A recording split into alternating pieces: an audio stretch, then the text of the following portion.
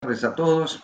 Esperemos que se puedan ir conectando. Sabemos que hay hermanos que se van a ir sumando a esta conexión que hemos determinado. Me preguntaban cuál de los Facebook iba a salir. Bueno, será por el que tiene la imagen detrás mía de todas las banderas, por ese estaré tratando de comunicar. Con el otro voy a tratar de compartir también.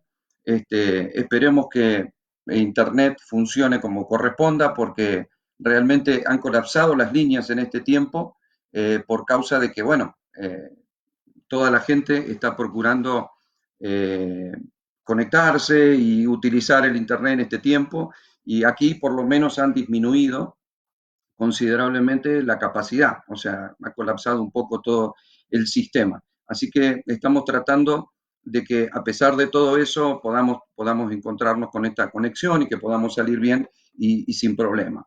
Eh, Así que estaremos compartiendo una enseñanza. Quiero decirles que esta oportunidad o esta idea de poder salir por este medio, si bien todos lo estamos utilizando hoy en día, yo lo he utilizado de manera privada, ¿no? Lo he utilizado a través de las diferentes congregaciones, en grupos privados, he hecho algunas conferencias por medio de Zoom, eh, pero lo cierto es que, bueno, ahora tenemos toda la intención de hacer de alguna manera pública.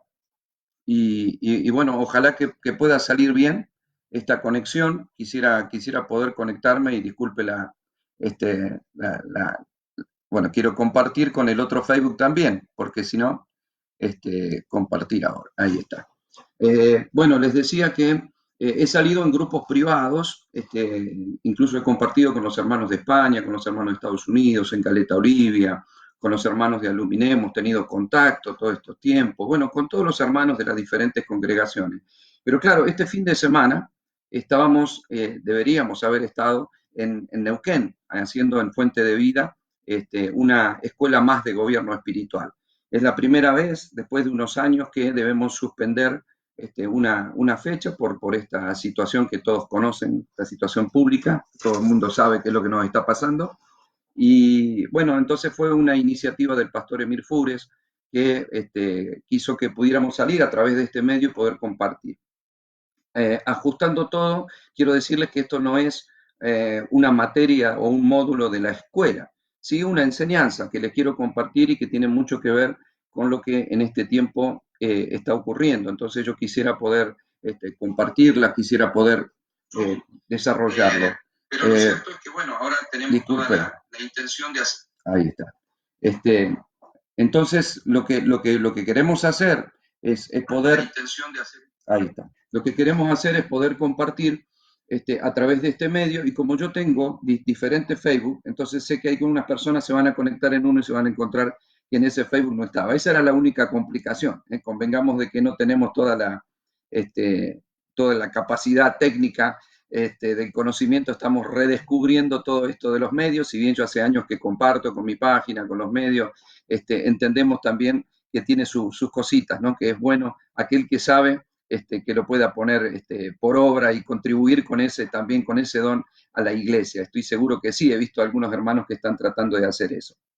Bueno, yo hoy quisiera poder compartirles una palabra, pero también quisiera poder compartirles mi punto de vista de algunas cosas y del por qué no había salido públicamente en los medios a compartir mi idea, sabiendo de que yo visito diferentes iglesias en diferentes lugares y que doy diferentes escuelas. Entonces, hay pastores y hay hermanos que me han llamado, me han preguntado sobre la opinión mía respecto de lo que está pasando y lo que fuere, y lo hemos hablado, pero no había puesto nada en las redes. Y yo quisiera explicar por qué y cuál ha sido mi visión o cuál es mi pensamiento respecto de todo esto. No puede quedar ajeno una explicación a esto, y luego vamos a introducirnos a la enseñanza con una palabra que tiene que ver con todo esto, por supuesto, que nosotros estamos viviendo. En primer lugar, yo creo que todo esto que nos pasó, eh, este, este, esta pandemia mundial y que de pronto pegó en el mundo y pegó en la iglesia, nos conmovió. Si usted me pregunta qué es lo que yo vi, bueno, primero empezamos a tomar decisiones porque nos encontramos que no íbamos a poder reunirnos como nos reuníamos siempre, y cada uno de los pastores estaba tratando de acomodar las actividades de su iglesia y de su congregación, por supuesto. Entonces, empezaron los medios, y los medios también, las opiniones de cada pastor, de cada líder, de cada apóstol, de distintos lugares, a opinar de lo que estaba pasando y de lo que no. Y yo lo que pude notar, que de hecho lo he compartido en mi círculo íntimo, es la diversidad de opiniones y las confusiones que de pronto despertaron esto. Y eso sí me preocupa un poco, me preocupa como maestro de la iglesia a nivel global. Yo siempre que doy las escuelas, los que me conocen saben que yo he llevado mapas del mundo entero, he hablado muchas veces de lo que pasa en el mundo, porque creo que esa es la visión que tiene que tener la iglesia, no la micro de estar mirando solo nuestro redil, sino estar mirando la iglesia de Cristo y lo que pasa en el mundo, para tener una visión sensata de las decisiones que nosotros tenemos que tomar. Mientras que yo en las redes, y nada de lo que digo, quiero que me entienda, nada de lo que digo es en son de crítica a nadie, le voy a decir que esto que pasó y las decisiones que hubo fueron totalmente normales y lógicas. Es como cuando una persona sufre un impacto, sufre un accidente o algo como por el estilo, y que queda conmocionado. Eso es lo que nos pasó. De hecho, bueno, Pablo menciona la palabra que yo en unas noches me acostaba y me daba vuelta esta palabra en mi cabeza, que era estupor, estupor. Y yo sentí que lo que había ocurrido en la iglesia justamente era esto. Yo busqué la palabra, Pablo la menciona en el libro de Romanos en el capítulo 11, y la palabra, el término griego que Pablo mismo utiliza es la palabra katanuxis, ¿no? Y tiene que ver estupor con asombro, pasmo, ¿no? Cuando uno dice me quedé pasmado, sorpresa exagerada que le impide a una persona hablar, reaccionar, que queda aturdido o estupefacto. Yo creo que lo que nos pasó en gran medida fue esto, ¿no? Como un impacto, como el que tiene un accidente, una conmoción o se cae y queda aturdido y entonces todo lo que diga no está pensado, es una reacción casi sin pensar, lógica de la caída, del impacto, del golpe. Entonces uno habla y dice, reacciona y después empieza uno a pensar, ¿no? Después uno empieza a recobrar la calma y creo que es lo que está ocurriendo ahora, estamos recobrando la calma y estamos pudiendo analizar las cosas con otra luz, con otra capacidad y esto nos hace bien, porque tenemos que tener paz, ¿sí? Tenemos que tener paz. Los primeros días yo miraba los medios y me causó preocupación porque de pronto uno decía, esto es del diablo, otro, esto es de Dios, algunos mandaban a la gente a descansar y disfrutar con su familia, ahora que no podemos hacer otra cosa afuera, otros los mandaban a orar y ayunar, algunos veían al anticristo, el 666, buscaban versículos, entonces de pronto, no sé, tomaban pasajes como que pueblo mío, escóndete un poquito y ya, dice, esto es lo que nos está pasando. Entonces es muy peligroso buscar, tener una situación personal y buscar un versículo para tratar de explicarla. Es muy difícil tratar de explicar una situación nacional o global a través de un versículo, ¿sí? Entonces más usamos la Biblia como un pretexto para tratar de explicar algo que como una verdad contundente que nos tiene que sostener a través del tiempo. Por eso yo determiné ponerle a este mensaje la revelación que te contiene. Porque, a ver, yo quisiera explicar que esta confusión, este estupor que hizo que unos hablaran de una manera y otros de otra, genera una confusión en la gente también, porque si somos ministros, somos comunicadores. Los que somos ministros de la palabra, los pastores, los apóstoles, los profetas, somos comunicadores.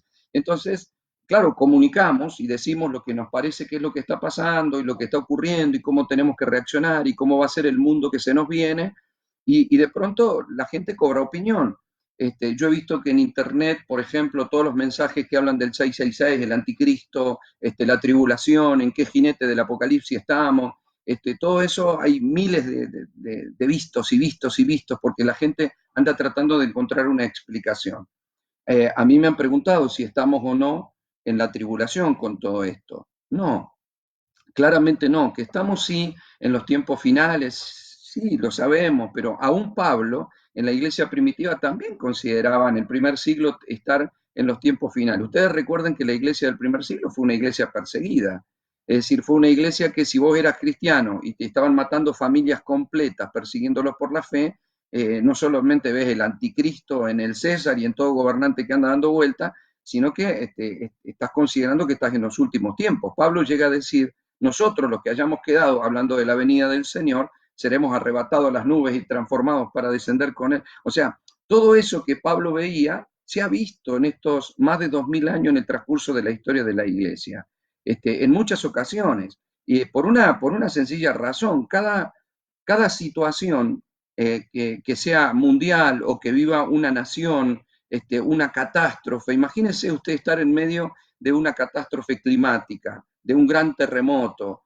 Lo primero que nos hace pensar es que estamos en los últimos tiempos, Cristo viene pronto. Lo mismo pasó con las guerras que hubo. Imagínense después del año 14 con la Primera Guerra Mundial o después del 39 con la Segunda Guerra Mundial. Imagínense usted las personas que estaban dentro de ese cuadro de guerra, y que de pronto aquellos judíos, por ejemplo, que hayan sido mesiánicos, que hayan creído en Cristo y que de pronto estaban viviendo el holocausto, todo lo que vivieron, la persecución, las muertes, los hornos. O sea, para ellos Hitler era el anticristo y de pronto estaban viviendo en los tiempos finales. Cristo ya viene.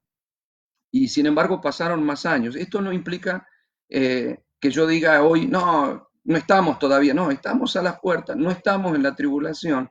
Juan en Patmos, cuando habla en el Apocalipsis, él menciona siete sellos, y cada uno de esos sellos son juicios sobre la tierra. Los cuatro primeros son los cuatro primeros jinetes del Apocalipsis, pero el primero de esos jinetes es justamente el anticristo, la aparición del anticristo. Cuando yo di la escuela de gobierno espiritual, que lleva ese título, el espíritu del anticristo, yo les dije qué es lo que nosotros no debíamos hacer. No debíamos tratar de identificar a una persona como el anticristo, sino que lo que tenemos que tratar es identificar el espíritu, porque el espíritu anti-unción, recuerden que Cristo es la unción, anti-unción, nosotros somos el cuerpo de Cristo. Ese espíritu está funcionando en la iglesia y atacando la iglesia desde el primer momento. Por eso los apóstoles dijeron, el espíritu de Cristo está entre nosotros, el anticristo está entre nosotros. Bueno, aún sigue, han pasado más de 2000 años y la iglesia ha sufrido todo tipo de ataque. Y todos esos espíritus que han operado tratando de atacar directamente la vida de Cristo, que es la unción, ese es el espíritu del anticristo funcionando a través de diferentes maneras, a través de la persecución, porque nosotros, a ver, en la Inquisición murieron casi 100 millones de cristianos protestantes, pero nosotros en la última década del cristianismo han muerto más cristianos que toda la historia del cristianismo. Entonces, cuando vivimos en un lugar perseguido, y lógicamente vamos a pensar que estamos en los últimos tiempos.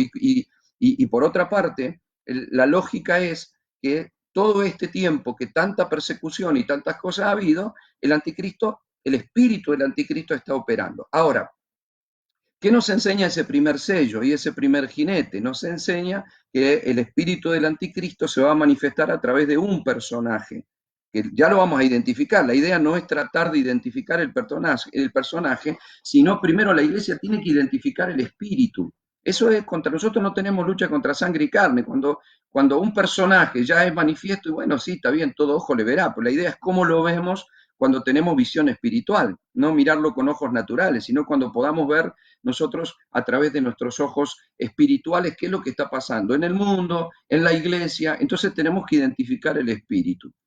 Ese personaje todavía no se ha manifestado, y esto que estamos viendo es un embate más de las cosas que han pasado en el mundo en la historia de estos más de 2000 años, y que por supuesto va a cumplir dos cosas, que es un impacto sobre la iglesia y un impacto a nivel global. Nosotros tenemos que ver cómo reaccionamos, cómo despertamos a este sacudón porque no estamos, la iglesia está inserta en el mundo y en la sociedad que ahora está en crisis, y cómo el mundo va a reaccionar ante lo que nosotros tenemos, que es la luz y la verdad eterna. Porque sabemos que tinieblas cubrirán la tierra y oscuridad las naciones. Eso no nos tiene que sorprender.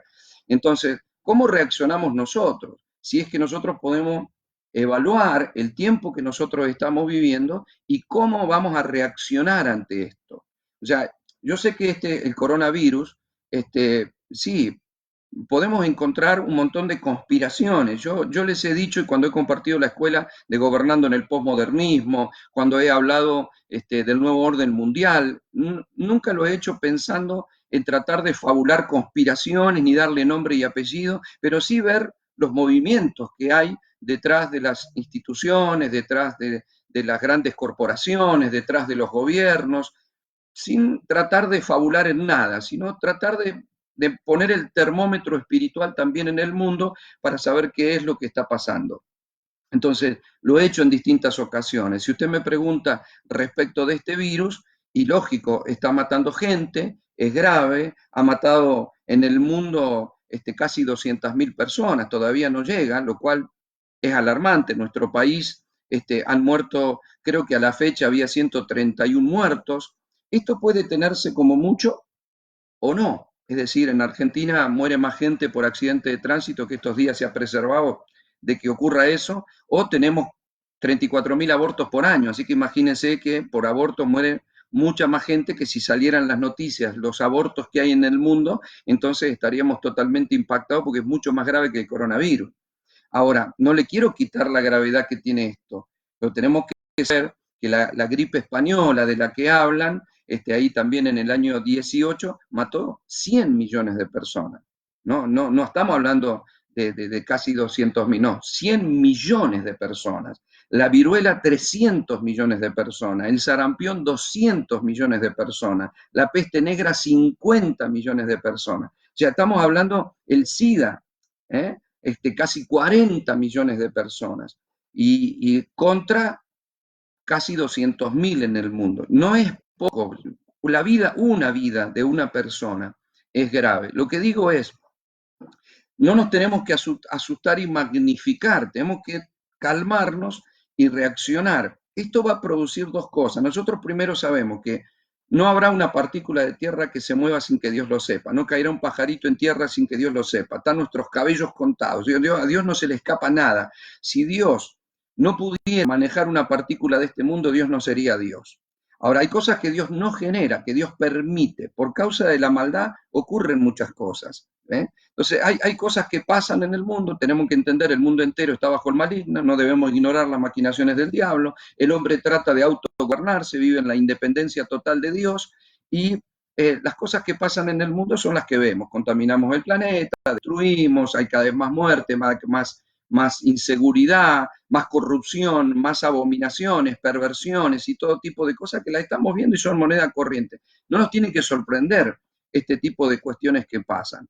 Entonces, mientras que hay gente que por lógica va a reaccionar con susto y que no va a saber cómo ubicarse ante todo esto, la iglesia, los hijos de la luz, en medio de las tinieblas tenemos que ver. Es decir, es más fácil que se asuste en un campo oscuro un hombre que está sin linterna, cuando escucha un ruido puede abrir sus ojos grandes y asustarse porque no sabe lo que va a sobrevenir. Pero nosotros se supone que somos hijos de la luz, para que tengamos paz y podamos ver lo que está pasando, que otros no lo ven y que nosotros sí.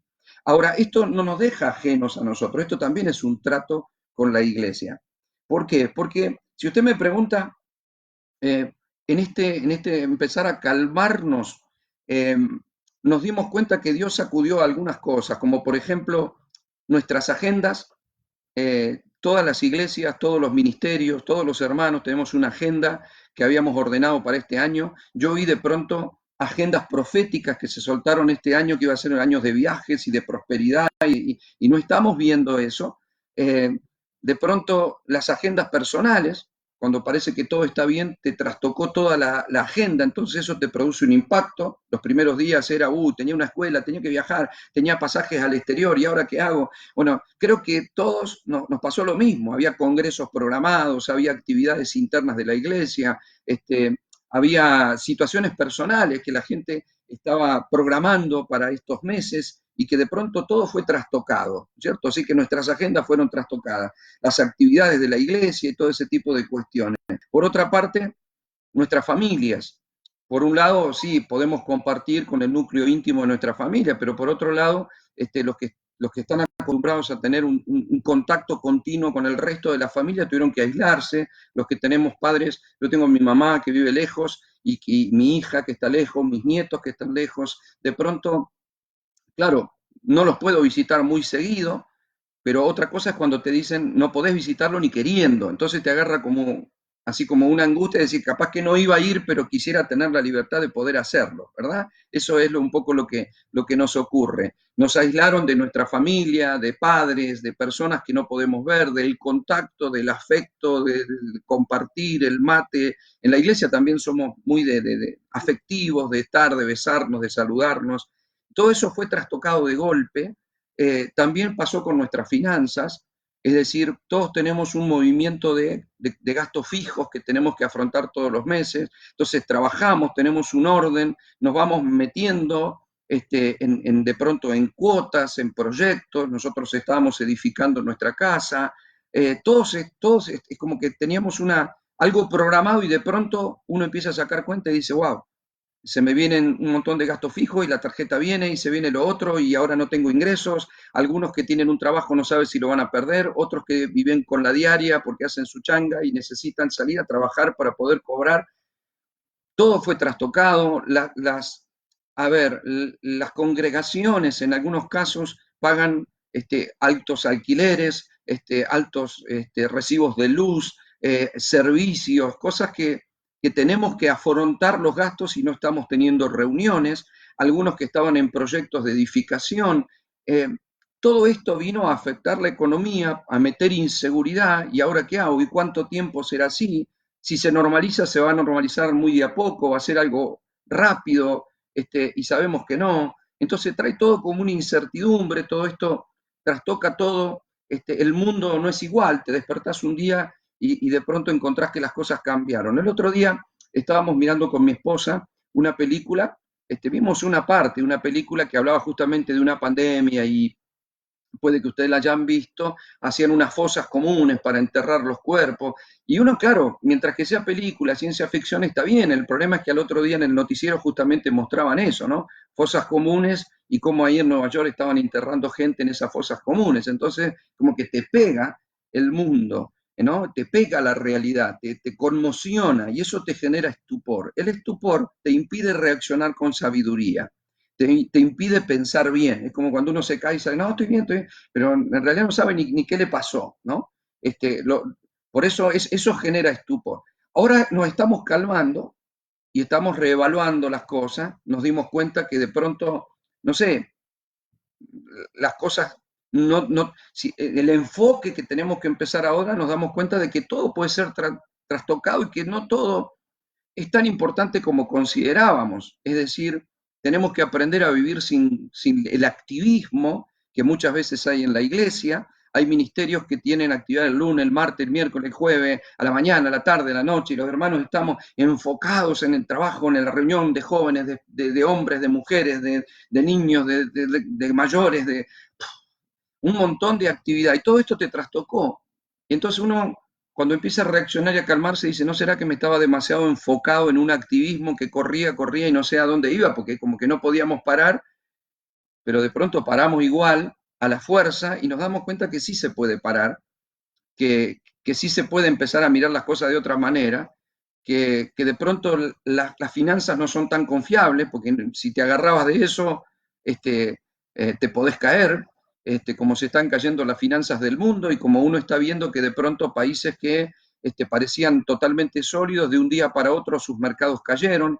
En Estados Unidos más de 13 millones de personas han informado de haber quedado sin trabajo. Esto trae una recesión a nivel mundial. Acá tenemos que ver estas dos cosas. El primer golpe lo puede dar el virus, ¿no? Pero el segundo gran golpe, que va a ser mucho peor que el virus, va a ser el sistema financiero mundial y lo que va a generar todo esto, ¿sí? La crisis que va a generar todo esto en el mundo. Yo quisiera ver cómo nosotros vamos a reaccionar ante esto. ¿Y por qué digo que tenemos que reaccionar? Bueno, buscar un versículo para dar una explicación a lo que estamos viviendo no es sabio, pero sí es sabio poder interpretar los tiempos que nosotros estamos viviendo y darnos cuenta cuando la revelación nos contiene. Y acá es donde yo quisiera poder entrar un poco a lo que necesito compartirles. A ver, porque cuando algo es ajeno o está anunciado, está bien. El problema es cuando te está pasando, cuando te das cuenta de que no estás en el cine mirando una película, sino que sos el protagonista de algo que está ocurriendo. Entonces, eso es lo que creo que nos pasó y eso es ese centro de la escena, ese protagonismo de lo que pasa en este tiempo, es lo que nos produce temor, un pánico escénico.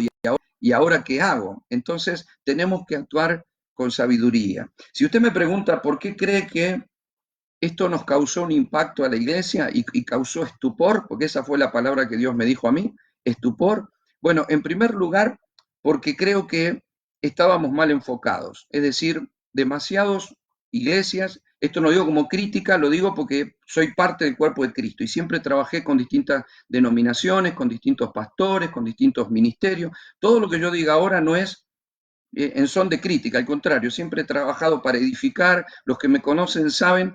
Yo muchas veces salí a hablar de las críticas en los medios contra pastores, contra apóstoles y poner la foto y que este es anticristo y que los diezmos de acá y que las cosas de allá. Yo siempre he estado en contra de todo ese tipo de cuestiones en las redes porque nos hace muy mal. Nadie se pega a sopapos solos. Entonces los cristianos tenemos que ser prudentes, no salir a criticar, sino predicar lo que tenemos que predicar, a tener una autocrítica, poder poner el termómetro en el lugar correcto. Entonces hay cosas que deben decirse, pero no como crítica, sino como yo lo digo con la autoridad de maestro del cuerpo de Cristo, no de una congregación, sino del cuerpo de Cristo, para decir que creo que muchos ministerios estaban desenfocados en ese activismo, desenfocados en el crecimiento y en el desarrollo de esa denominación o de ese ministerio, de esa institución. Y esto trastocó todo y nos damos cuenta que debemos desenfocarnos de eso y que es más importante el propósito, que podemos enfocar todo nuestro potencial en nuestras actividades, en nuestros congresos, en nuestras cosas y en nuestra edificación de los templos, pero tenemos que saber lo que está pasando porque, a ver, tenemos que saber si estamos edificando el arca para cuando llueve o estamos edificando otra cosa. Me comprende, ¿verdad? O sea, el arca fue una edificación en tierra seca para funcionar con lluvia. El problema es si estamos edificando algo que cuando te llueve no te flota. Entonces, tenemos que saber si el trabajo que nosotros estamos realizando sirve para flotar ante las crisis que nosotros vamos a vivir a nivel mundial, que es lo que nos está pasando. O sea, ¿flota o no flota? ¿Eh? Tranquilo, va a flotar, pero es lo que nos ocurre, es lo que tenemos que nosotros poder evaluar. Por otro lado, creo que debemos ordenar los ministerios. Lo digo para todo servidor que me esté escuchando. Eh, a ver, creo que nos tenemos que ordenar para que cada uno, si Dios puso apóstoles, profetas, maestros, pastores, evangelistas, podamos cumplir la función que tenemos que cumplir. O sea, a mí me gusta mucho, por ejemplo, la vida, el testimonio, la persona de Carlos Anaconda, y a mí me gusta que se ha sostenido a través de tantos años de ministerio como evangelista. Y punto, esa es su tarea. Le han ofrecido iglesias, templos, megatemplos, hacerlo apóstol, hacerlo, y nunca quiso, porque él tiene un llamado y tiene un don, y yo creo que nos tenemos que ordenar y tenemos que cada cual cumplir la función que tenemos que cumplir. Ordenarnos implica que, a ver, muchos apóstoles, yo creo en el ministerio apostólico, los que han escuchado mis enseñanzas, los que ven los libros que están en mi página saben lo que pienso, ahí está bien escrito lo que yo pienso de este tiempo de reforma en la iglesia y de una iglesia apostólica y profética y de los fundamentos apostólico y profético. Ese es mi pensamiento. Pero también me preocupa que mucha gente que fue nombrada como apóstol o se dice apóstol no lo sea y de pronto, a ver, no es que no son pastores, no es que no son siervos de Dios, no es que no tienen un ministerio maravilloso. El problema es como querer tener un rango más, un título más y no estar entendiendo lo que significa un apostolado. No entender de pronto lo que significa la paternidad espiritual. Entonces, yo creo en la paternidad espiritual, saben los que me han escuchado en las escuelas lo que pienso de la paternidad espiritual, pero la paternidad no es sino Dios como Padre obrando a través de los hombres, no para manipular, para intimidar, para controlar, para tener gente que son hermanos nuestros, igual que nosotros, como si estuvieran a nuestro servicio llamándonos papá. Entonces, a ver, tenemos que ir ordenando ciertas cosas, porque la revelación de Dios, o sea, las cosas que Dios nos ha ido enseñando, es para que las podamos ubicar, las podamos graduar. La restauración del ministerio apostólico es bárbaro porque eso nos permitió no poner fundamentos nuevos. Los fundamentos apostólicos y proféticos ya fueron puestos. Los apóstoles de hoy no ponen fundamentos, redescubren fundamentos apostólicos. Las cartas de Pablo no son cartas pastorales, son cartas apostólicas. Entonces, está bien que necesitamos apóstoles para interpretar los diseños, pero personas que de pronto tienen tres iglesias y dicen, si tengo tres iglesias soy apóstol, y no necesariamente es así. Entonces, tendríamos que ocupar nuestro lugar, ser temerosos. Hay personas que han sido nombrados como apóstoles para que juntaron firma y dice, bueno, pero a mí la gente me reconoce. No es la gente la que reconoce un ministerio apostólico, es el Señor el que tiene que hacer un llamado. Y ser apóstol no es estar arriba de la iglesia ni sobre la gente, es estar abajo. Es al revés, es el que sirve a todos, no es el jefe, no tenemos el papa apostólico, sino que tenemos gente que el apóstol está ahí como fundamento, como base, como trayendo diseños. Los profetas, yo creo totalmente en lo profético, amo a los profetas, los que me conocen saben que tengo momentos donde también he fluido en lo profético, creo que y predico que tenemos que tener una vida profética porque a ver, Jesús dijo en Juan 16 que el Espíritu nos conduce a toda verdad y justicia y Él nos hará saber las cosas que han de venir. Entonces necesitamos tener dirección. Si somos una iglesia que vamos a caminar en el propósito, necesitamos ser direccionados, tener una dirección. Yo he enseñado las diferencias entre tener una vida profética, porque todos tenemos el espíritu de la profecía, tener un don de profecía o decir una profecía, porque cualquiera le vino una palabra profética, pero de ahí a que sea profeta es otra cosa. Tener el don y ser el profeta de la congregación o tener el oficio. Una cosa es el ministerio, otra cosa es el oficio de profeta, de profetas que funcionan en la iglesia a nivel global. Esos profetas tienen que retraerse a gobierno, es decir, a todos mis amados, a los profetas que los amo y que tienen eso que tanto necesitamos, no tienen que ser, esto nos tenemos que hacer responsables de todo, no tienen que ser distraídos en nuestras reuniones de domingo. No tiene, yo entiendo que de pronto esto le puede generar una agenda al profeta para salir, ministrar, puede estar de acuerdo conmigo, puede no, congresos, escuelas proféticas, y está bien. Ahora, si se retraen a gobierno, implica, en el antiguo pacto, los profetas estaban al lado de los reyes para decirle lo que iba a ocurrir, cuando una nación enemiga iba a empezar una guerra, por dónde iban a venir a la guerra. Cuando tenemos, por ejemplo, los sirios, cuando eran atacados, el rey se enoja y dice, entre nosotros hay un traidor. Entonces dice, no, no hay ningún traidor, pero es que todas las decisiones que toma el pueblo de Israel las sabe, ¿cómo hacen? Dice, no, lo que pasa es que entre ellos está el profeta Eliseo. Y todo lo que vos pensás en tu cámara más secreta, él se los dice al rey, entonces sabe si va a atacar por el sur o por el norte, mañana o pasado. Entonces, no podemos tener profetas que hasta el domingo predicaron en la iglesia a los hermanos que Dios te va a dar esto, que Dios va a que yo creo en la palabra profética y está bien, pero el lunes nos agarra una pandemia a nivel mundial y no nos avisaron.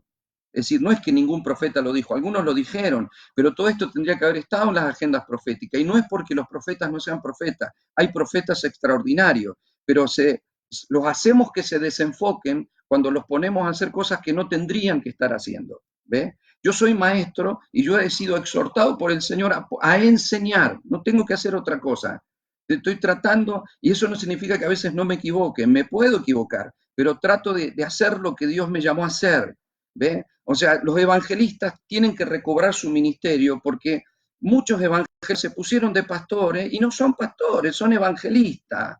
Y de pronto salta de evangelista a apóstol y después profeta y de, tranquilo, ¿por qué tenemos, a ver, cuando Dios nos trastoca todas las cosas, ¿qué hacemos con todo el llamamiento y los carnés y los reconocimientos públicos? Y en definitiva lo que Dios está queriendo es que cada uno funcione en su don, que nos ordenemos, que tengamos, que nos demos cuenta, los pastores que creíamos tener una congregación, cuando te pasa algo como esto, te trastocó, te sacó la gente, no te podés congregar, y sí, ¿y ahora qué hago? Bueno, porque la iglesia pertenece al mundo y le pertenece a Dios.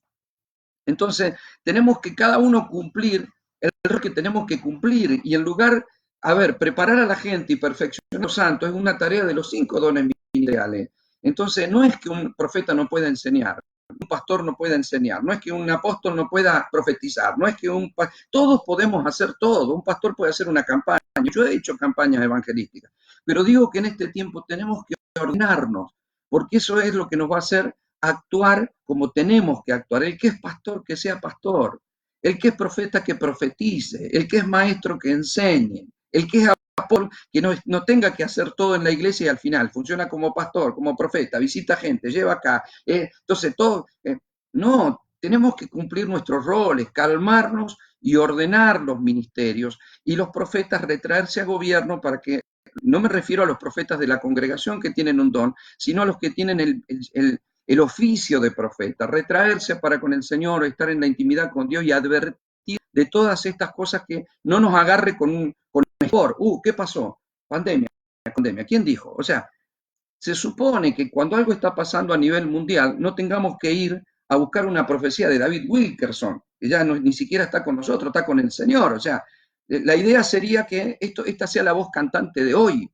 Esto no es una factura para ningún profeta. Estoy diciendo que los estamos distrayendo, que no tienen que desenfocarse, que no es tiempo sino de estar atentos a lo que Dios dice para traducirlo y decírselo al liderazgo, para que el liderazgo cobremos acciones y que puedan salir de ministrar a las personas, entretenerlas un domingo, a cumplir un rol determinante para que funcione el cuerpo de Cristo, ¿sí? Eso es lo que creo que nosotros en este tiempo necesitamos hacer, ordenarnos, debemos ordenar los ministerios. Eh, a ver, si buscamos un versículo para saber lo que está pasando, nos vamos a equivocar. Entonces, tenemos que mirar el panorama y darnos cuenta de que sí estamos en los tiempos finales, que esto no es la gran tribulación, porque déjeme decirle que lo que se va a venir no es ni comparado con esto, es mucho peor que esto. Está acá, lo que ha impactado tanto es porque las decisiones se han tomado a nivel global, de manera global. Entonces, hoy que vivimos en el posmodernismo, que estamos en una era de comunicaciones, lo que pasa allá repercute en el otro lado. O sea, Messi mete un gol en Europa y vos lo gritás en tu casa, en el mismo momento. Por eso estamos conectados en el mundo. Esto achicó el mundo, la comunicación global achicó el mundo. Lo que pasa en China nos enteramos acá al instante. Entonces, ¿qué es lo que pasa? Una cuarentena, una pandemia, la gente, tantos aviones, como todo esto funciona a nivel global. Entonces nosotros no podemos tener una mentalidad congregacional.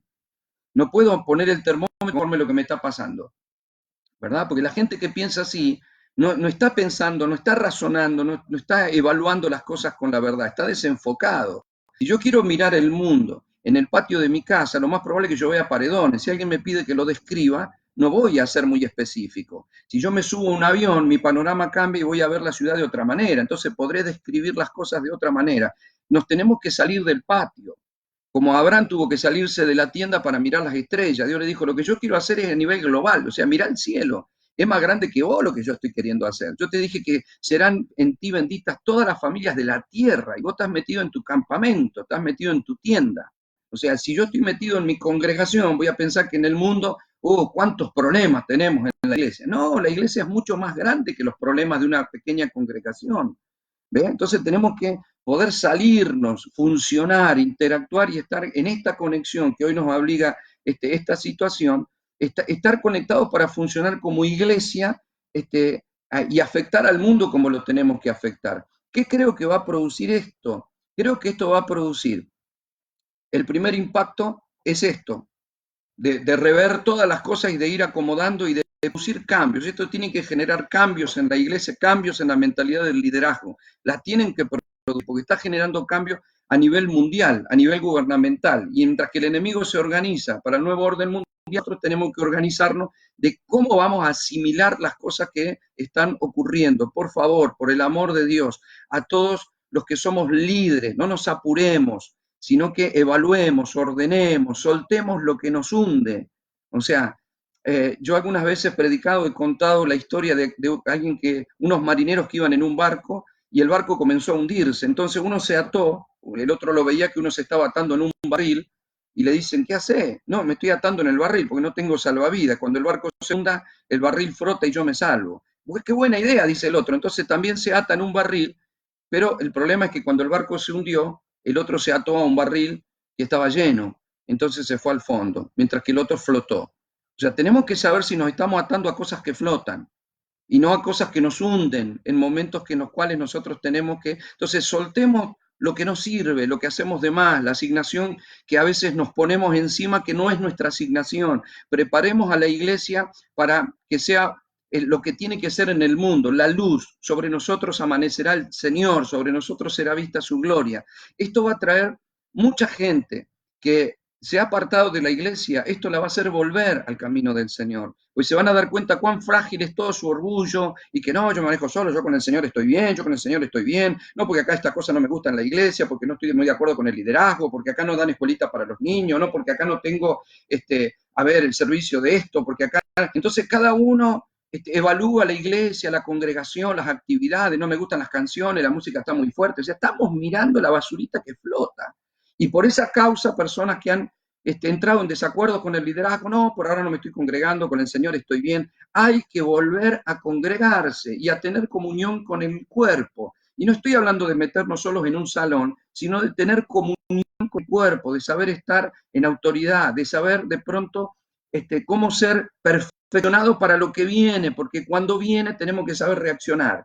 A ver, o sea, preparar un soldado, un boina verde no es para dirigir el tránsito, ese es el problema. Si nos preparamos, a un boina verde se prepara para la guerra. Entonces, si vamos a preparar la iglesia, preparémosla para afrontar el mundo, no para ver cómo hacemos el próximo culto. Estamos formando líderes. Entonces, nuestros líderes son a ver cómo desarrollan algún área de la iglesia. Uno está limpiando y el otro está. Y todo está dentro de nuestro salón. No, preparemos y perfeccionemos a la gente para esto, porque ahora no se pueden congregar y dónde tienen que mostrar a Cristo. ¿Ve? Ahora de pronto, vamos a salir, todo esto va a pasar, poco se va a ir reactivando, hay cosas que bueno, no van a volver a ser como antes fácilmente, va a haber un proceso, todos lo sabemos, lo percibimos claramente, pero tenemos que asimilar en este proceso que se viene cómo nosotros vamos a reaccionar, cómo volvemos a nuestras tareas y sacamos algunas actividades que están de más, que hay cristianos que están cansados, hermano, cansados de actividad martes, el miércoles, y van y vienen y llevan y no saben, que estamos como yo en la cinta, tengo una cinta para correr en mi casa y todos los días me corro todos los días, pero no voy a ningún lado, o sea, camino todos los días, vamos a decir la verdad, pero no estoy yendo a ningún lado. Así parece que estamos, como que vamos, y ¿a dónde vamos? Tranquilo, porque lo que tenemos que hacer es saber que en el mundo hay un montón de gente desesperada. Entonces tenemos que saber que nosotros somos la calma para esa gente, somos la paz, somos la luz, somos los hijos de Dios. Nosotros sabemos, ser un líder implica tener luz en medio donde todos están en tiniebla. Tengo la linterna, síganme, es por acá. Ese es el mensaje de la iglesia, el mensaje de los hijos de Dios, que la gente pueda ver que nosotros no estamos con estupor, que nosotros estamos sabiendo en paz lo que está pasando, tranquilo, esto nos habló el Señor, o sea, no necesitamos inventar nada, necesitamos saber que somos protagonistas, que no somos actores secundarios. Tenemos cristianos, hermanos que como no sirven en la reunión, porque de pronto no cantan, no predican, se sienten actores de reparto, son secundarios, son de relleno, son los que están por allá atrás, que andan caminando y no aparecen en la escena principal. Amado, todos somos protagonistas de lo que está pasando en el mundo en este tiempo. Somos la luz del mundo y el mundo evidencia la tiniebla, la gente está asustada, desorientada. Nosotros podemos tener paz o hemos cantado paz en medio de la tormenta. Paz en medio de la tormenta. Ahora que tenemos tormenta, andamos, a ver si alguien me consigue un paraguas. O sea, se supone que el día que llovió, Noé dijo, esto es lo que se habló. Esto es lo que venía hablando. Yo cuando estoy pensando en la revelación que te contiene, yo he dado el ejemplo, por ejemplo, de José, el marido de María, ¿no? O sea, él era un joven que fue instruido en la palabra, como judío fue enseñado en la escritura. José sabía muy bien que Cristo iba a venir, que iba a nacer de una virgen, cuándo iba a nacer, cómo iba a morir. Él lo sabía todo, porque él era judío, así que conocía perfectamente. El problema es el día que viene tu novia y te dice, estoy embarazada. Y dice, ¿cómo que estás embarazada? Sí, estoy embarazada, pero es del Espíritu Santo. Es lo que dijo el Señor. O sea, es lógico que, a ver, eso es estupor, ¿eh? Eso es estupor. ¿Cómo que está embarazada? Te toqué, resulta que estás embarazada, y no, pero que lo dijo el Señor. Claro, porque vos podés repetir un pasaje, y cuando vos escuchás una predicación de que Cristo va a nacer a través de una virgen, y José le ha dicho, sí, amén, amén, que así sea. El problema es cuando la virgen es tu novia, y viene tu novia y te dice, estoy embarazada. Ahí quiero ver cómo reaccionamos. Entonces, eso es estupor. De hecho, no nos tenemos que poner mal por ese estupor. Es lógico que pase. El Señor le mandó a unos ángeles a José a explicarles, y José, es lo que vos sabías, estaba escrito, ¿te acordás que te lo enseñé? Un día que fuiste a la sinagoga, que compartieron la palabra, ¿te acordás que hablaron de eso? Bueno, esto que vos leíste es lo que está pasando. Ah, la revelación me contiene. Es muy difícil asumir cuando la revelación te contiene. ¿Ve? Es decir, ¿por qué? Porque pasás a ser protagonista. Esto es lo que el Señor habló. ¿Ve? O sea, fíjese, Juan el Bautista, él sabía, ya estaba escrito, una voz que clama en el desierto. Él se dio cuenta que era la voz que clamaba en el desierto, y porque se le reveló fue al desierto a predicar. Entonces él no siguió, digamos, la familia, el linaje de su familia para ser un sacerdote vestido como sacerdote en el templo. Se vistió con pelo de camello porque sabía que tenía que profetizar, así que tomó la vieja usanza de un Elías y se fue al desierto a predicar y anunciar. Y estuvo bárbaro, Juan fue extraordinario, ¿eh? Jesús lo halagó como uno del más grande profeta que habíamos tenido. El problema es que un día viene el Cordero y él lo señala. Y hasta ahí todo bárbaro. Esto es para lo que he venido al desierto. Claro, estaba escrito que ibas a anunciar la venida del Cordero y el Cordero vino. Entonces él no tenía problema en decir, alguien vendrá después de mí, de quien no soy digno de atar la correa de su calzado. Está todo bárbaro, todo eso la tenía re clarita. El problema es cuando vino el Cordero. Y después que el Cordero se bautizó, Juan debe haber mirado para todos lados y dijo, ¿y ahora qué hago? ¿Qué hago? ¿Me pongo una iglesia? ¿Hago una campaña? ¿Lo sigo y ahora que en vez de 12 tenga 13? O sea, eso, a ver, eso genera estupor. ¿Qué hago ahora? ¿Ve? Entonces Juan termina preso y después manda a los discípulos a preguntar, ¿era vos el Cristo? ¿Cómo se va a confundir? Si él era el encargado de señalarlo. Él era el encargado de señalar, o sea, durante siglos estuvo profetizado que él iba a señalar al Cordero. Señala al Cordero y después manda a preguntar, ¿pero sos vos? ¿Y si te escuchamos a vos que lo señalaste? Ahora, ¿por qué ocurre eso? La culpa no es de Juan. Eso ocurre porque te genera estupor cuando te contiene la palabra. O sea, tendría que haber entendido que el tiempo se mudó, que ya señaló al Cordero y ahora viene el Cristo. Ahora el Cordero va a ser rey. Entonces, a ver cómo sé dirigir a los discípulos que tengo para que no se pierdan el rastro del Cordero. O sea, ¿cómo si sos Juan tenés discípulo?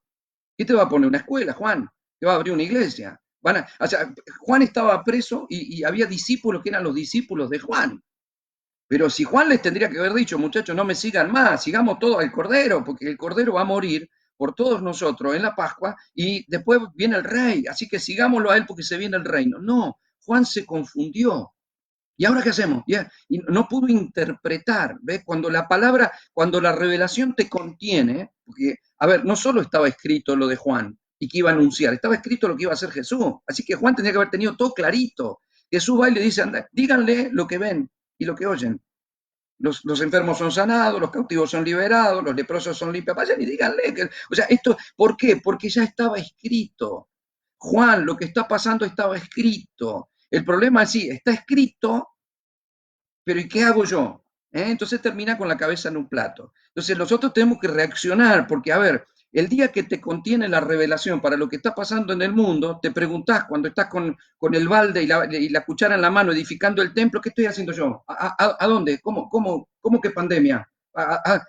¿Ves que te agarró con la cuchara en vez de que con la palabra? O sea, no está mal edificar, ¿ves? Pero todo lo que consideramos como valioso puede ser trastocado. Miremos cuál es el ámbito global en el cual nosotros estamos, porque la revelación nos contiene. Amado, Jesús le dijo a los discípulos 3 años que lo iban a detener, que era necesario ir a Jerusalén, que iba a ser crucificado. La noche anterior les compartió el pan, el vino, después le dijo oren y velen para que no caigan en tentación. Esa palabra tentación o peirasmo significa van a ser puestos a prueba.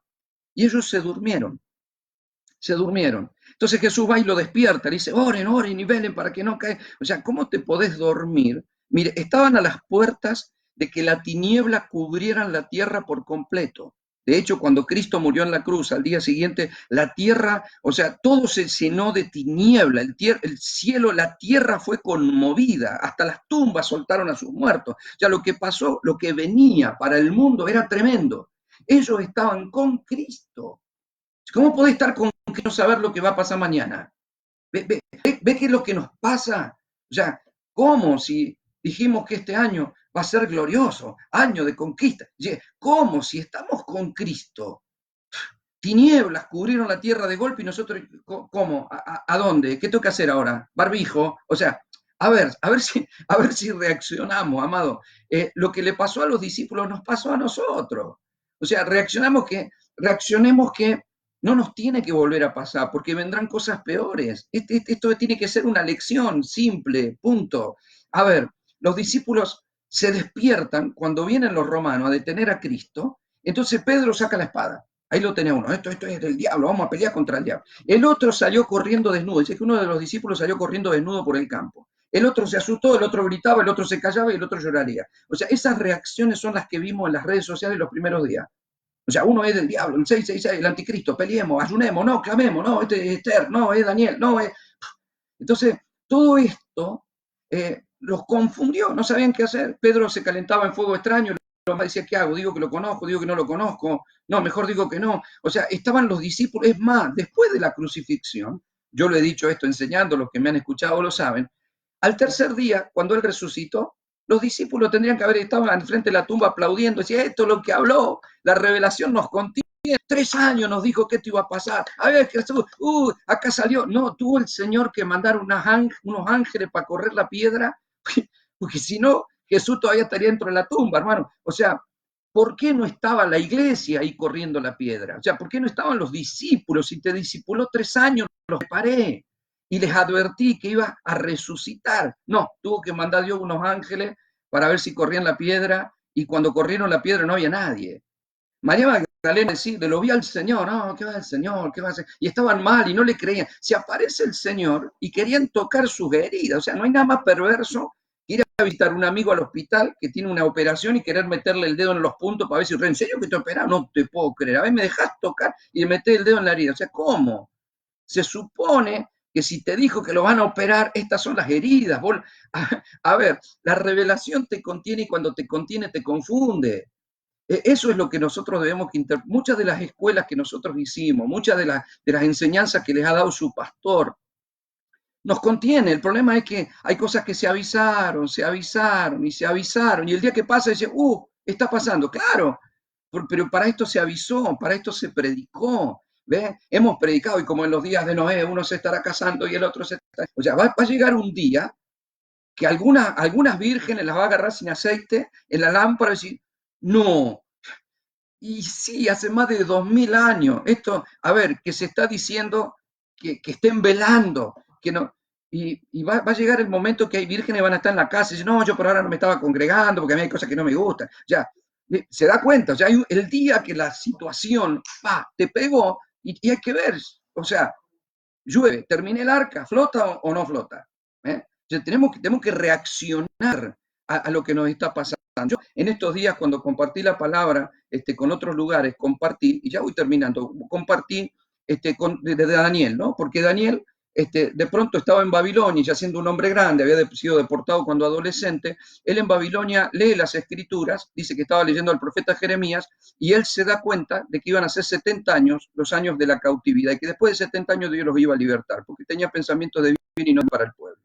Entonces Daniel cobra una acción y dice, entonces volví mi rostro a Dios buscando en ruego, en ayuno, en silicio, en ceniza. O sea, era un hombre grande, más de 80 años, casi 90 años tendría Daniel en ese momento. Ya no gobernaba Babilonia, eran los medos persas. Él se viste de arpillera, se tira ceniza en la cabeza y empieza a clamar, a orar, a ayunar, porque él lee en la palabra y dice el libro de Jeremías que el Señor había dicho, yo despertaré mi buena palabra y se volverán a mí en ruego, en súplica, y yo los oiré. ¿Y a quién se le despertó? A un Daniel, que de pronto descubrió el tiempo que estaba escrito, es esto es lo que me habló el profeta, esto es lo que habló, lo dice Daniel, fíjese en el capítulo 9, esto es lo que habló el profeta Jeremías tocante a lo que estamos viviendo. O sea, descubrir lo que Dios ha hablado en lo que estamos viviendo. Esto no es buscar un versículo, por Dios. Esto es poder interpretar los tiempos que vivimos, de los cuales hemos hablado y no nos tiene que tomar por sorpresa. Esto es una contracción, esto no es un parto, es una contracción recién lo que está pasando. Si la contracción,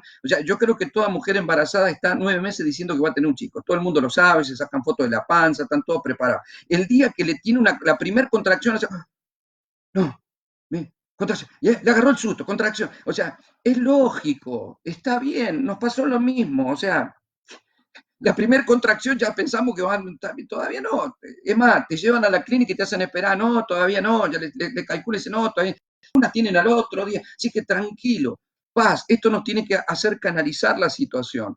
Daniel cobra un protagonismo porque él lee en la Biblia, él interpreta los tiempos que estaba viviendo y él se da cuenta que es un protagonista, que no es un actor secundario, que lo que Dios había hablado era lo que estaba pasando, logró interpretar lo que estaba pasando, en lugar de opinar así como que esto debe ser, no, esto no, acá está, acá dice. ¿Ves que necesitamos lo profético claro y preciso? El Señor dijo, 70 serán los años.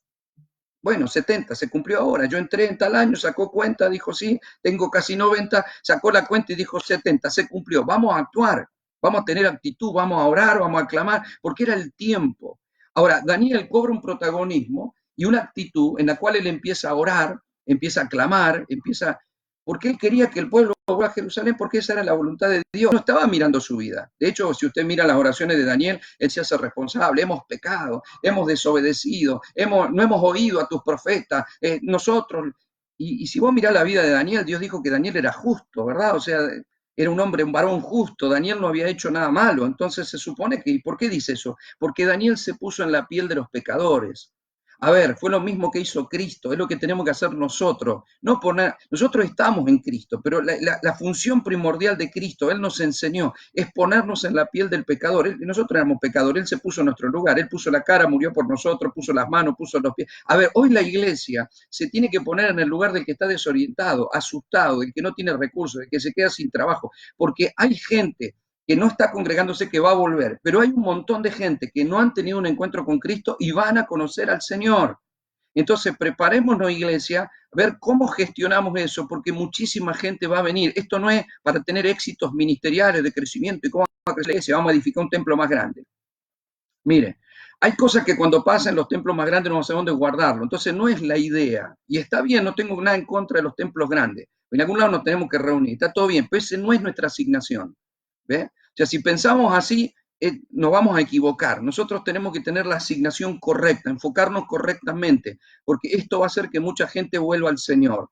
Mire, hay un rey en la Biblia, y quisiera poder cerrar con este personaje, porque me gusta mucho lo que dice, en Segunda de Reyes capítulo 23 dice, en el verso 24, asimismo dice, barrió Josías a los encantadores, adivinos, terafines y a toda abominación que se veían en la tierra de Judá y de Jerusalén para cumplir las palabras de la ley que estaban escritas en el libro.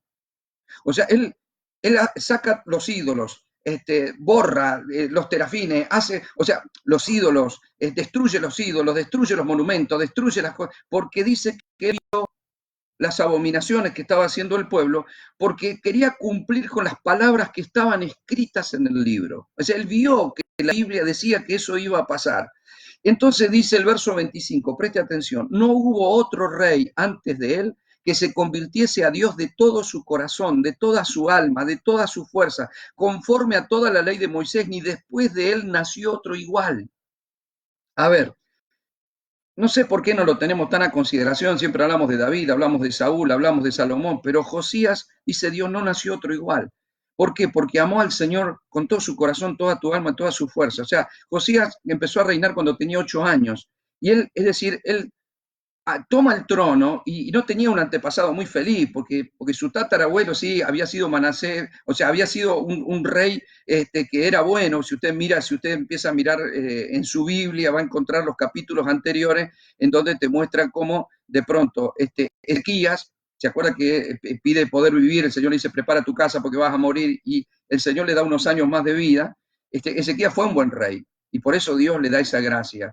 Pero tuvo a Manasés, que fue el peor rey de todo, más perverso, es decir, que tendría que haberse muerto y no tendría que haber tenido esa persona. Pero bueno, Manasés fue otro rey muy malo, y luego sigue Amón, que también fue un rey muy malo. Josías, de 8 años, hereda todo eso, por eso no sabía ni dónde estaba escrito nada. Él manda a reconstruir el templo, empiezan a hacer unos trabajos de albañiles, manda gente con dinero, usted lo puede mirar en el capítulo 22, o sea, manda gente con dinero, y cuando llevan dinero y rompiendo unas paredes descubren, fíjese dónde estaba la escritura, escondida en una parte del templo encuentran unos rollos, las empiezan a leer, se las llevan al rey y le empiezan a leer la palabra. Y cuando le leen la palabra, él descubre que eso era lo que él estaba viviendo. Él era un hombre joven, pero él empezó a ver que era lo que estaba viendo. Entonces mira a Israel y se da cuenta de la situación. Entonces leen y él manda a consultar, manda a una profeta a decirle, pregúntenle qué dice Dios tocante a mí y a este pueblo y lo que estamos haciendo. ¿Por qué quiso consultar lo profético? Porque él descubrió en las escrituras lo que era una abominación para Dios y lo que a él le correspondía hacer.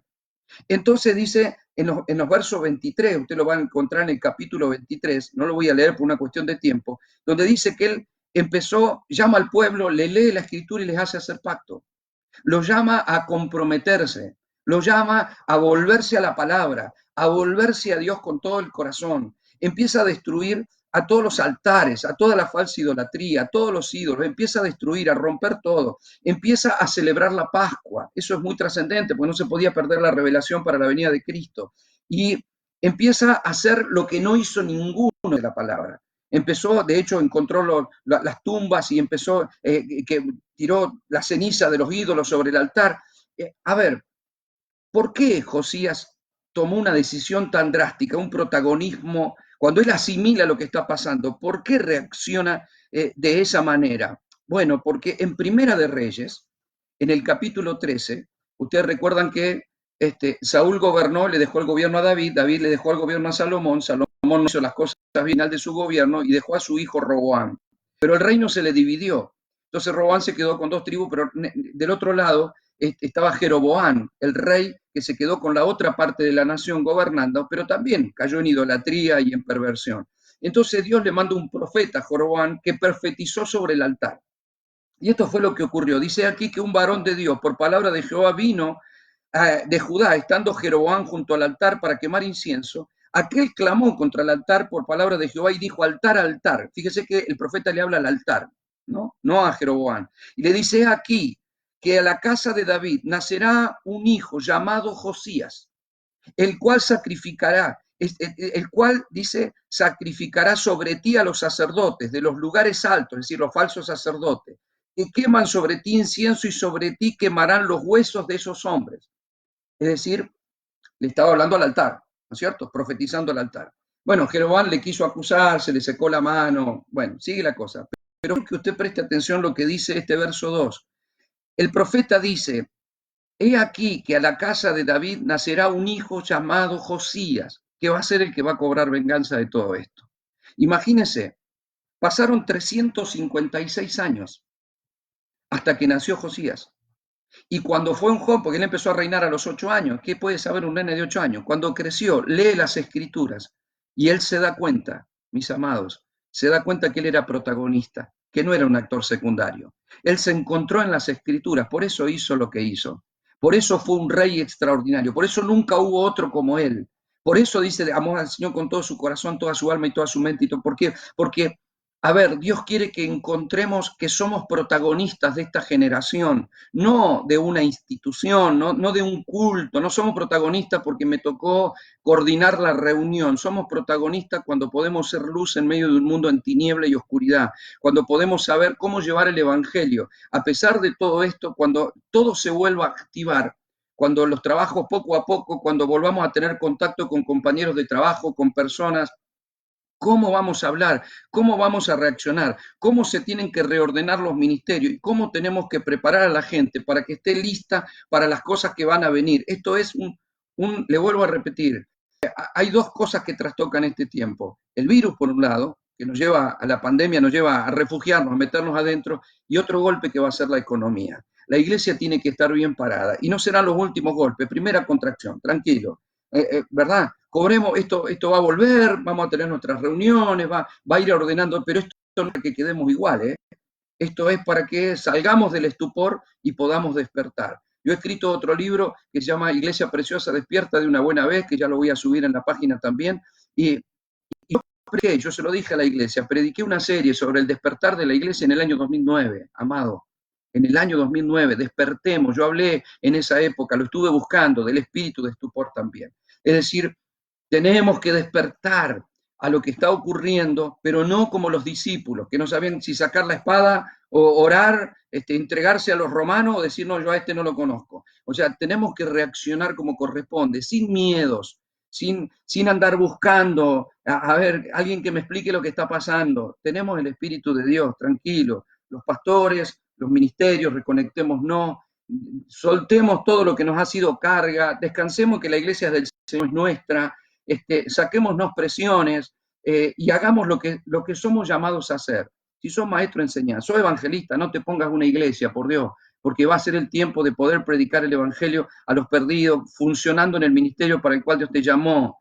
Si orás por los enfermos, orás por los enfermos, no te pongas a predicar. Si Dios no te usa tanto para predicar, te tienen que aguantar una hora para después orar y sanar. O sea, orás por los enfermos que se sanen. Si sos profeta, bueno, si sos de la congregación, fluí y profetizale a todos los hermanos de la congregación. Si sos una profeta del cuerpo de Cristo, retraete a gobierno. No te entretengas con muchas actividades, por el amor de Dios, porque te necesitamos. Si sos apóstol, no te cargue de un montón de actividades. Si sos padre, no dueñes de la gente, porque Dios es el Padre, Dios es el profeta, el pastor, el maestro, el apóstol, nos necesita ordenados. Gente, todos propósitos, no busquen un liderazgo como el gran propósito, porque, a ver, cuando se busca un liderazgo para la congregación, no te podés congregar y chau todos los liderazgos, ¿verdad? Entonces lideremos el mundo, lideremos la asignación, la iglesia fue creada para esto.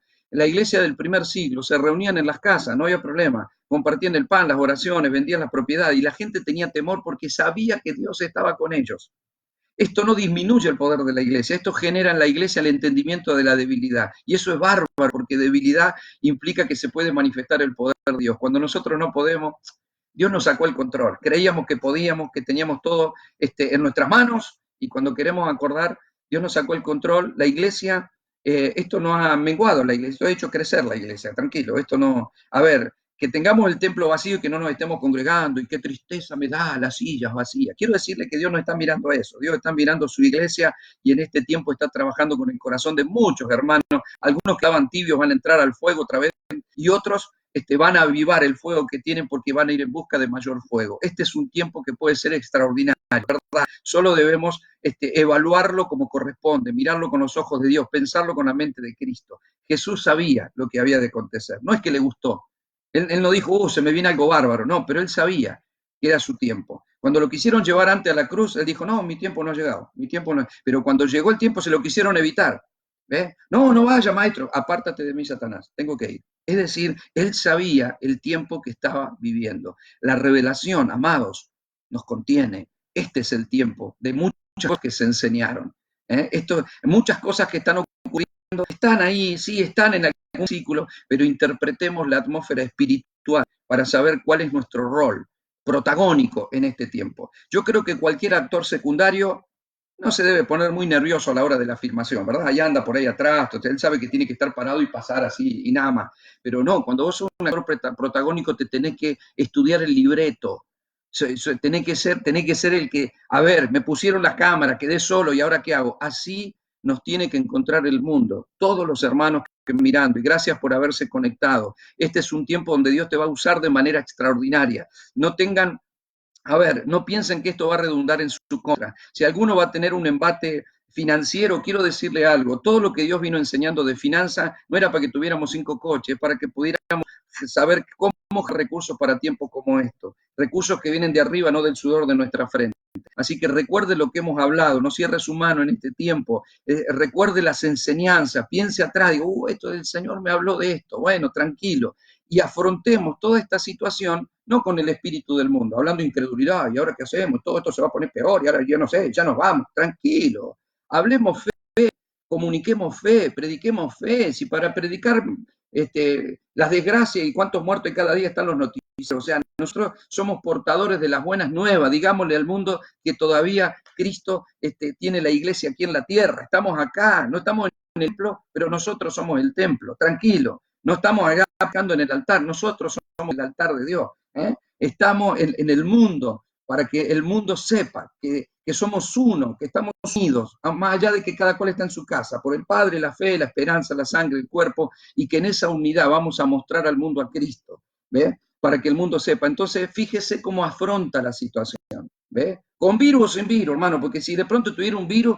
que sepa que afronte con los últimos días, diciendo, tranquilo, si te agarra un virus, que tengas a Cristo, hermano, porque yo me voy con el Señor, así que más vale irme que quedarme, morir es ganancia. O sea, enfrentemos las cosas con hidalguía, no como asustado, como y ahora ponete un barbijo, pero no dejes de predicar, que la gente pueda ver la cara de Cristo, que el barbijo no sea un velo como el que se ponía Moisés, y que nadie podía ver el reflejo de la gloria del Señor, sino que podamos reflejar la gloria del Señor, que el mundo en verdad que lo está necesitando. Muchas gracias por esta lección. Este video quedará, por supuesto, en la red y usted lo puede compartir con todas si cree que puede ser de bendición para sus vidas. Para mí ha sido una bendición poder compartir. Saludo a todos los hermanos de todos los lugares, porque si bien Esto fue una idea de Fuente de Vida en Neuquén, del pastor Emir Fures, de la propuesta de todos los hermanos con el que este fin de semana tenía. Yo sé que mucha más gente de todos ministerios, de todos lugares, hermanos que amo, pastores que amo, en este tiempo estemos más conectados que nunca. Gracias por brindarme su atención también y permitirme a través de este medio llegar a su vida. Los bendigo a todos, bueno, que la paz del Señor y que el Espíritu de Dios les dé la luz y que sean grandes canales de bendición en todo lugar donde estén, porque recuerden esto, hay muchos parientes que habían endurecido su corazón a Dios, en este lo van a ablandar. Dios, hay cosas que hacen bien, un golpe al orgullo humano, y este es un golpe al orgullo humano, de los mercados internacionales, de las finanzas mundiales, de los de todo lo que estaba pasando. Esto es un golpe, es un puño de Dios que va a golpear contra el sistema del mundo. Nosotros los que estamos fuertes, este golpe nos golpea, nosotros podemos tener y no tener, lo que tenemos es a Cristo. No son las cosas, no es la finanza, no es la salud, no es nada, es Cristo. Cristo es lo que nosotros tenemos. Con salud, sin plata, sin coche, con dólares o sin dólares, amado, es Cristo. Eso es lo que el mundo está necesitando, eso es lo que nosotros tenemos. Los amo, mis amados. Predique a su familia, predícale a la gente, use las redes para hablar fe, bendiga a las personas, porque para eso nos llamó el Señor. El Señor dice que todas las familias serán benditas. Nosotros somos benditos en el creyente. Aprovechemos, porque este tiempo va a ser un tiempo de expansión espiritual para que muchas personas conozcan al Señor. Los bendiga.